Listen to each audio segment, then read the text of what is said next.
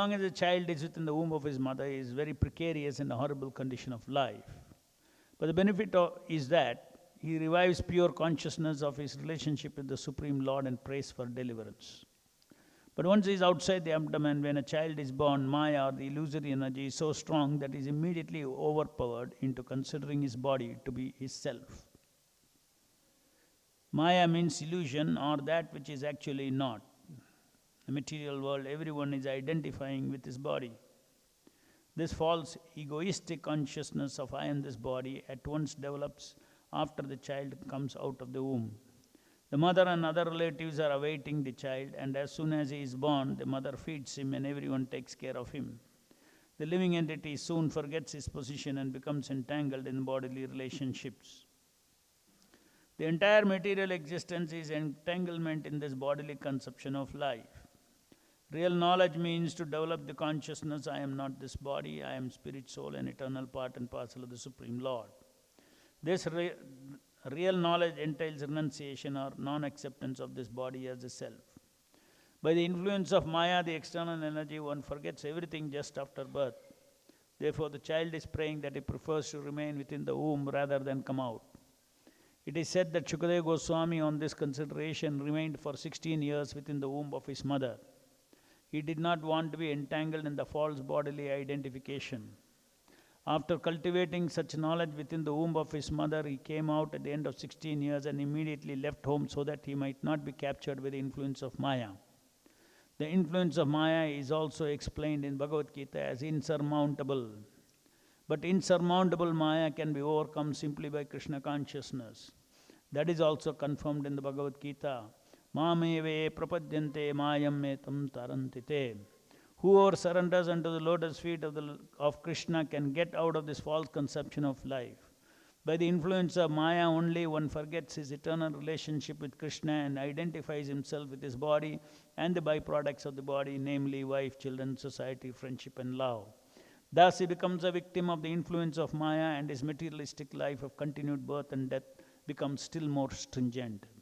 Thus ends the Bhaktivedanta purport. You can see how beautifully the thoughts of the soul within the womb of a human mother prays to the Supreme Lord. And this is the reason why the human form of body is actually very close to self-realization compared to how far the other species are.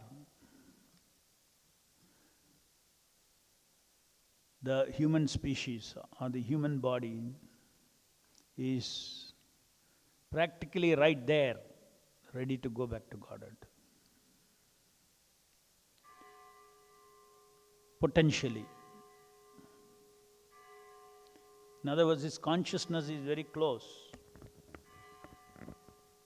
That can be seen also earlier. We have seen earlier verses where how the living entities in other bodies, they go by instincts. All their responses are instinctual responses. Whereas in the human form of life, we can have intelligent responses. Intelligent responses are responses which are accepting favorable and rejecting unfavorable towards a goal, without being influenced by the past conditioning, without being influenced by the instincts. Instincts are nothing but conditioned desires which have been acquired by the previous value system that we have, and our mind-body system has learnt according to its own unfiltered value system only based on two values, pleasure and pain. So that is how the animals also live. So instincts, as we discussed the other day, even in the human form of within a human being, there is this animal instincts in us. And then there is a human being in us. The animal instinct is towards bodily pleasure and pain. Now we need to develop human instincts. That means we have to train our subconscious mind on values of human life, which is human instinct are all online intelligent instinct based on assessment of what is favorable for devotion service, what is unfavorable for devotion service, rejecting, accepting and rejecting. So that great facility to train our mind into habits, Sheelas, habits, which are favorable for going back to Godhead, are called achar. We learn how to behave in a Vaishnava way, how to think in a Vaishnava way, how to like pain sometimes. Pleasure and pain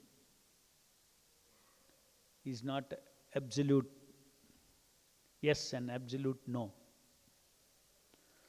Normal philosophy of material life is yes to pleasure and no to pain. All the decision making of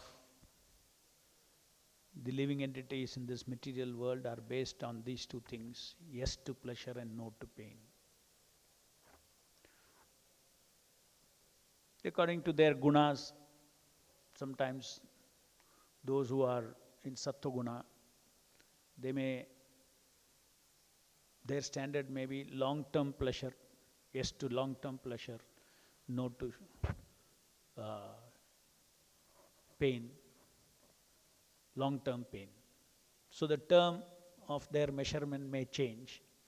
But however, anyone who is not a devotee, the definition is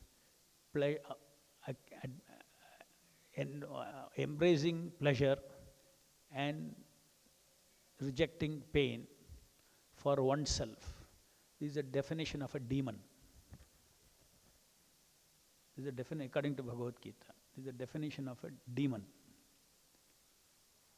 If this is our value system in life, accept pleasurable, reject painful, then our demoniac mentality is still alive in us. What is spiritual mentality? What is divine mentality? Divine mentality is Krishna's pleasure and Krishna's pain.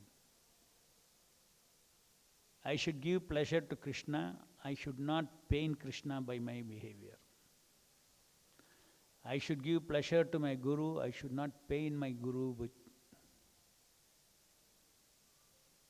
You can do this only if you love your Guru, if you love Krishna. Because only when you love someone, you want to give pleasure to that person, and only when you love someone, you don't want to give pain to somebody, that person whom you love. So unless somebody has love for God, or at least love for the fellow being, little quality of love for the fellow being, but he is only absorbed in I, my pleasure and my pain, that paradigm of life is demoniac life.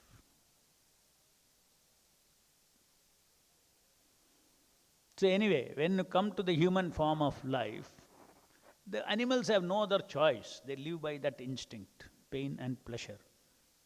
As I explained the other day, you can make the animal do anything by feeding its pleasure. And it looks like it is doing great service to you. But actually it is conditioned to serve. Just like dogs are so faithful. Because a dog's body is designed to give faith. That chemical system, everything, it is not the dog's soul is faithful. If the dog's faithfulness was there in a human being towards God, where he'll be? Because the dog is so faithful. Dog is so faithful, but that faithful, it is not the soul's faithful. It is a bodily construct. It is a design of the three modes of material nature in such a way that faith also, why the dog is not faithful to the neighbor? One who feeds him, it's faithful. So it's a conditioned behavior. It's a learned behavior out of conditioning according to his body structure. Dogs, horses, cats, not so much. The dogs and horses, they are very faithful to the owner. They can identify the owner.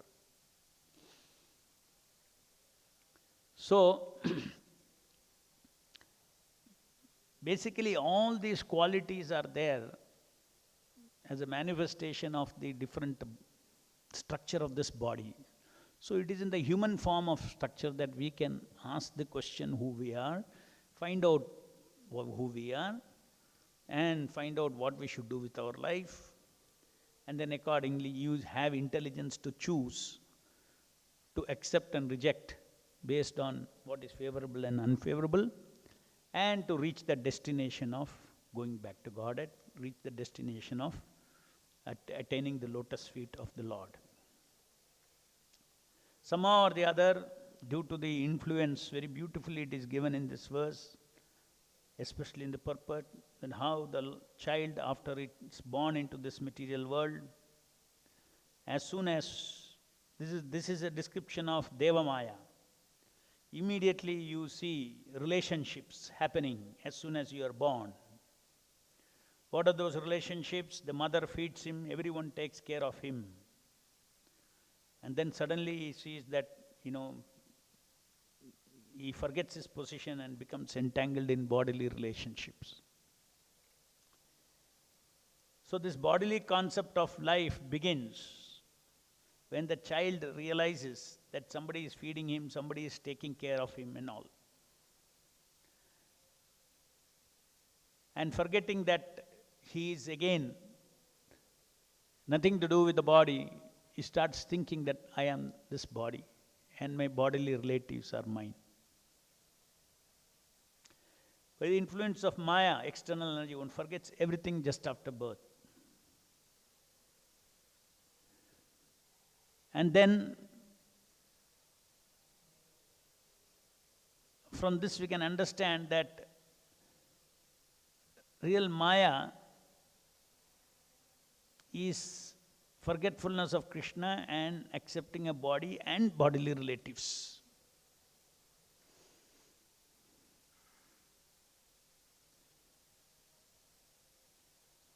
The root of all evil is in the identification that I am this body. Because he identifies with this body, he is made to identify with the body immediately after birth. It is only after we have to grow in bodily concept of life from childhood. There is no other alternative for anybody. But as he grows up, then when he comes and meets the spiritual master, then the spiritual master will give him a second birth. Those who fed you, those who cared for you, they are not yours. Nobody is yours. You are Krishna's. If you want, you can have Krishna as yours. That is the second birth. And for that, now, you follow these instructions of devotion service, of following the instructions. Guru has got so many do's and don'ts he gives. So the the life of the disciple changes after meeting the spiritual master, because till then he lived in the bodily concept of life. For instance, till then, everybody, till he meets a spiritual master, everybody is worried about his existence and subsistence. What I will eat, where I will do, how I will make myself this thing, what will happen to my old age and all. This is one of the lowest thought that a devotee can have. What will happen to my old age? Who will take care of me? Total low consciousness. Not even begun faith at the lotus feet of Krishna. One should have complete faith. If he is a spiritual person, he should have complete faith that Krishna, that is the starting point. Krishna is in my heart. Why should I be faithless? Even if I am not a pure devotee, if I have simple faith that Krishna will take care of me, that is a symptom of a pure devotee. Major symptom of a pure devotee is complete dependence upon Krishna. He may have so many defects, he may have so many anarthas. One may think, oh, this sarvadharman parityaja maam ekam sharanam vraja aham tam sarva papebhyo moksheshyam masucha is meant for pure devotees. I have to take care of my old age, I have to take care of my what I will eat, where I will sleep. Completely mistaken philosophy. Totally mistaken philosophy. Just the Lord is so close in your heart. And he's saying, what has he understood from all this association? He does not have faith in me. Does not have faith in me. So first and foremost thing the devotee has to understand, this just one example of bodily maintenance and bodily care, which is a symptom of bodily concept of life. And this bodily concept of life can go only if we have faith in the transcendental concept of Krishna. And transcendental concept of oneself, who I am. I am spirit, I am part and parcel of Krishna. That is my identification. I am the eternal servant of Krishna. This I am this body is also a bodily concept that I have adopted. Just by saying I am the body, I don't become the body. I am what I am. Body is body, what it is. If I say I am this table, I don't become the table. For my experience, I may become a table, but I don't really become the table. Similarly, I may be in illusion, I am this body, but body doesn't know that you are in illusion and all those things. Body is just remaining its body. When something goes wrong, it will give you a pinch. If your kidney fails, it will not listen to you. Please work properly. It will not. It has its own laws, it will be in its own way. Even now, the body, even in a live person, the body is actually a dead machine. So, just by being in bodily concept, who is in bodily concept? The person who is capable of having a concept is in bodily concept. Body is not capable of having a concept. The soul only is capable of having a concept. The soul thinks, I am the body. So our life is not bodily life, our life is bodily concept of life. In other words, our chittam, the 24th element, the contaminated consciousness, we all live in our body of chittam, contaminated consciousness. And the contaminated consciousness value is all ulta. It is also a consciousness of body, but it is contaminated consciousness. I am alone, I have to take care of myself, I am this body. Nobody will dare to take care of my concerns, I am on my own. The pure consciousness, that contaminated consciousness, when it changes, then it becomes pure chitta, pure consciousness. So human form of life is a rare opportunity to purify our chitta. Unless we purify our chit, our contaminated consciousness, which is like a duplicated consciousness. Our contaminated consciousness is a duplicate consciousness that gives a life in this material world. And the soul is identifying with that chittam, that contaminated consciousness. The I am this body itself, I am this body itself is a contamination of the chittam. That very same chittam. I am servant of Krishna when it says, then I awake. I awaken myself.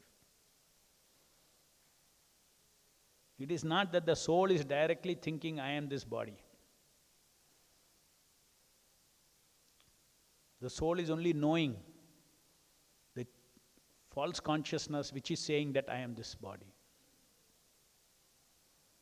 The 24th element, which drives the rest of the manas, buddhi, ahankara, indriyas, everything is driven by chittam, by our false consciousness.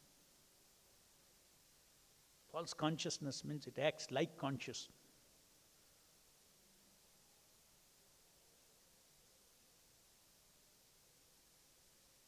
So human form of life is a rare opportunity among all the species of life where our contaminated consciousness can be purified. It can be purified by and purified by knowledge received from a spiritual master. There are different processes of receiving this knowledge from the spiritual masters, but the easiest way is given to us by Srila Prabhupada, through the holy name, through association of the deities, through the association of Shabda, Bhagavatam, etc., etc. So if we take sufficient advantage of these incarnations of the Lord, means if we are able to associate with them, then our spirit becomes, our pure spirit gets ignited. Pure spirit gets ignited, just like iron in the fire gets red hot. When a pure spirit which is sleeping now, if it gets ignited, then we will be able to reject this consciousness that I am this body. Very clearly. Reject means, in its perception, it becomes very clear and very obvious. How can I be this body, you will say. My default thinking is, if somebody says you are spirit soul, you will say, how am I spirit soul? As far as I am concerned, I have realization I am this body. Exactly ulta will happen by realization that I am not this body. How can I be this body? But this can happen only if there is association of the incarnation of the Lord, and Lord's quality comes upon us. Lord's quality is Sat, Chit and Ananda. Lord's quality is eternity, knowledge and bliss. So once Lord's quality of eternity comes upon us, obviously immediately it becomes very straightforward that I am not this body. Once we know I am not this body, why am I concerned about my bodily maintenance, who will take care of death, all this? That means you are thinking your existence is between birth and death. Therefore you are thinking, who will take care of me? When you know that you are eternal, this birth and death in one life is a very short thing of millions of lives I have had. Foolishly, millions of life I thought of protecting, they all died. Why I should think of protecting this body? Idiot, rascal, look into the mirror and say, who am I? This is not me. One more cheating. Next, one more life of cheating. I don't look like this, I don't know. All these are all Maya's games. I'll engage this anyway. Make the best out of the bad bargain. Someone who looks like this, someone who talks like this, someone who, okay, you are Madhu Pandit, okay, you engage in service of the Lord this whole life. Now don't engage me in your service. You have your own old instincts. Because you have lived many, from birth you have lived in this body. This is false ego. Now don't engage me in your service. Now you engage in my service. I am the eternal servant of Krishna. That's my identity. I am eternal. I don't die. I am eternally protected by the Lord. I am eternally taken care of by the Lord. I am no longer faithless. I am full of faith. When I am Amsha, Purna will take care of me. This material body is also Amsha of Krishna, because this material energy is also Krishna's energy. So this Panchabhuta is also an Amsha of that total material energy. But the way this material Amsha is taken care is as per law of karma. Another law is there. It is taken care. But as far as my Atma is concerned, my spirit soul is concerned, my protection, my spiritual protection, my spiritual provision. Somebody will say, no, spiritually Krishna may provide, but what about materially? If I don't have money, how I'll do devotion service? If I don't have health, how I'll do devotion service? But that's not material. Health for devotion service will be taken care by Paramatma. But you should have faith. So many things are given. Simply have faith and drink Charnamrita every day, all diseases will go. But if you don't have faith and drink Charnamrita, etamam prapadhyanse tam tachai vajamyaham. That Charnamrita is life, has got life. When you drink Charnamrita, please remember, it has got life. It's not different from Krishna. When you have faith, it will get cured. If you don't have faith, then there Krishna is applying that rule. As you surrender, I reciprocate. Simply you are drinking. Somebody told you are drinking. Some effect you will have. But you want transcendental effect, with the mantra says that contained, that the power of the Charnamrita, you take that, you will get cured. You don't need very, very big knowledge to have faith. We have got so many examples of devotees who have faith and they have taken Charnamrita, even cancer has gone. Big brain diseases have gone because their parents had so helpless, they had so much faith that every day they came and took Charnamrita and gave, and then they got cured. So having faith does not need so much purity. Having faith requires association, strong association. Faith is a boat for us, for the conditioned soul. Faith is a boat to touch transcendence, to associate with transcendence. To get the benefit of the transcendental dimension, we need to have faith in the scriptures, faith in Guru. Just like have faith in chanting. Have faith that the sound is a Lord. Sound incarnation. So it is not that for material requirements of spiritual life. This is another interpretation devotees give. Okay, material aspects of devotional service, like health, money to eat, pressure. If I don't have money, how I'll buy food, how I'll offer? So that means that I have to do something, I have to worry about, at least for prasadam I have to worry, or at least about for health I should worry. No, you should just do your duty, you should not worry at all. According to what the Bhagavata teaches is, no, you should do your duty, you should do your devotional service, which includes your duties to your body, all those duties you execute, but never worry. Human being never worries. That is the reason why even the system, the creation is done in such a way that at the time of birth your sukha and dukkha is destined. Throw it, forget about my thinking, material future, all forget it. I am a fool if I think of it, because even as per Shastra, my material sukha dukkha is all destined. Why am I working for it? Why should I worry for it? I should not worry. Maybe I can manipulate what has to come after 5 years may come now or now. I can move my dukkha to another 3 years. Some manipulations are allowed through our free will. But the total sukha dukkha you have to go through. So devotees say, why I should do this, procrastination? If some suffering has to come, let it come and go. Anyway, before I die, I have to, this prarabdha karma, I have to experience. Let it come and go. Why I should interfere with this? Why I should pray to the Lord? Lord has His own plan. If the Lord wants to shift it and not do this way, that is, my life is in His hands. Let Him do it. So this way our life should be completely in the hands of Guru and Krishna, and one should never forget, one does not one continues to be a karmi. You don't have that opulence of being free. Devotee means that opulence of being free from anxiety. No personal anxiety for his body, no personal anxiety for his bodily relatives, nothing. He just does his job and Hare Krishna, Hare Ram, chant and dance. That's what Prabhupada taught us to do.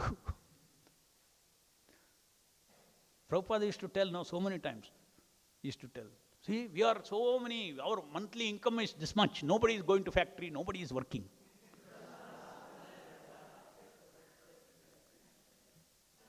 How the Lord achieves that is a different matter. He is achieving it.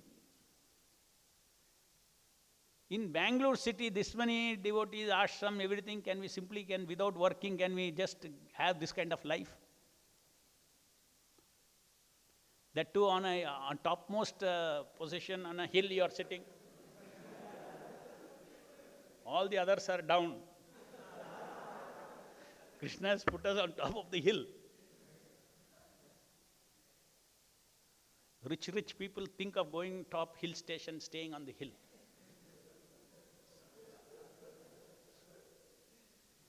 So Krishna has given us two hills, Hare Krishna hill and Vaikuntha hill.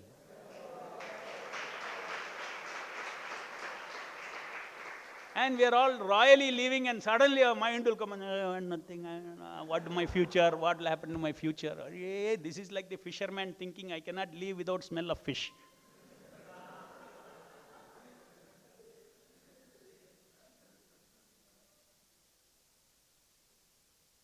Because we are thinking, conditioning. I have to take care of myself, conditioning.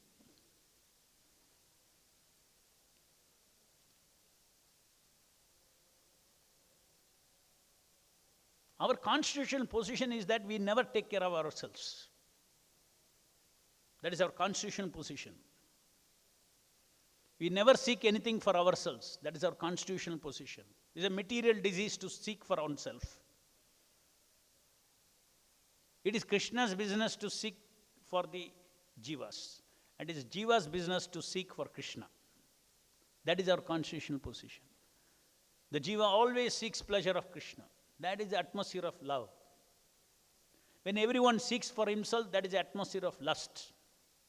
The entire material universe, everybody is seeking for himself. Seeking protection for himself, maintenance for himself, sense gratification for himself, love for himself, everything for himself he is seeking. He says, unless I work, this is called fruitive mentality. Unless I work and get it, I will not enjoy it. Oh, so much faith that unless I think and I do something, I will not get it. Unless I make some provision for my old age, nothing will happen. And so foolish. Actually, people who take care of, who do all arrangement for the old age, end up nobody is taken care of in the old age. The money is also gone, people also gone, everybody gone. Man who was thinking so much, how I'll take care of my old age.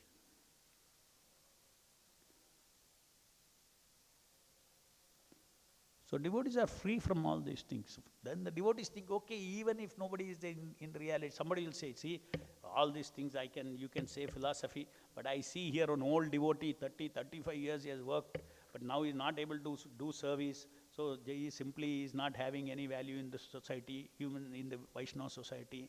What is all this? Better I make some all arrangements so I can live dignified way when I am an old Vaishnava. Here I have my own money. That is not a dignified Vaishnava. It's a Vaishnava. You want to live like a dignified Vaishnava, you should be penniless. Before dying, that state should come. If somebody takes care, take care. If you don't take care, Krishna only takes care. If I am not taken care, that is also blessing. Krishna is making me detached from this material world. Why I should artificially put my finger in and try to make myself secure? The good opportunity. So there are transcendental dynamics working in all. One should not make material calculation by seeing other devotees, by seeing what the institution does, what the institution does not do. It should be transcendental. What the institution does not do, that's a different matter. That is the duty of the GBC and all those things. To whatever extent they can do, they will do, if they want to do. Or if the GBC doesn't care, then they don't care also. That is your state. There also you have to do Sarva Dharman Parityajya.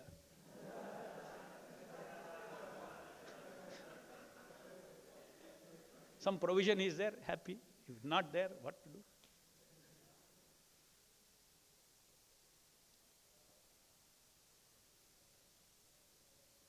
The GBC will get their reward for that. Not doing their duty of protecting all devotees. They will get their responsibility. But you don't bother. You just be peaceful, chant Hare Krishna, engage in Prabhupada's service like a loyal servant, give all your energy to Prabhupada. Prabhupada and Krishna is watching. Nothing will go unnoticed. Your dedication, your devotion will never go unnoticed.